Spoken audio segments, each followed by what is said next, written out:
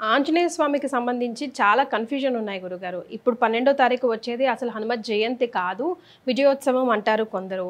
కొందరేమో నార్త్‌లో చేస్తారు. ఇక్కడ కాదు. సో, మనం ఇవి చేసేది మాత్రం చైత్ర మాసంలో అంటారు. మరికొందరు ఇంకొక డేట్ కూడా వినిపిస్తా ఉంది.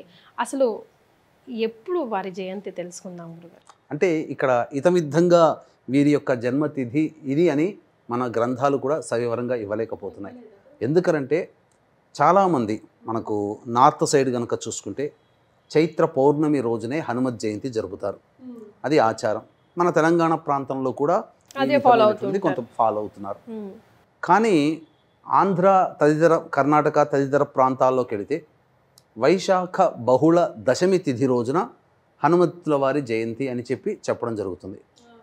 అందుకనే ఎందుకు కర్ణాటక హంపి దగ్గర ఉన్నటువంటి క్షేత్రంలోనే హనుమంతుల వారి యొక్క జన్మ జరిగిందని చెప్పి మనకు చెప్పబడుతుంది. అంతేకాకుండా మనకు ధర్మసింధు, నిర్ణయ సింధు అనేటువంటి యొక్క ప్రధానమైనటువంటి ధర్మ గ్రంథాల ప్రకారం కనుక చూసుకున్నట్లయితే కార్తీక మాసము కృష్ణపక్షము అంటే అమావాస్య ముందు రోజు చతుర్దశి తిథి మేషలగ్నములో స్వాతి నక్షత్రంలో మంగళవారం రోజున హనుమంతుల వారి జన్మ రాత్రి సమయంలో జరిగింది.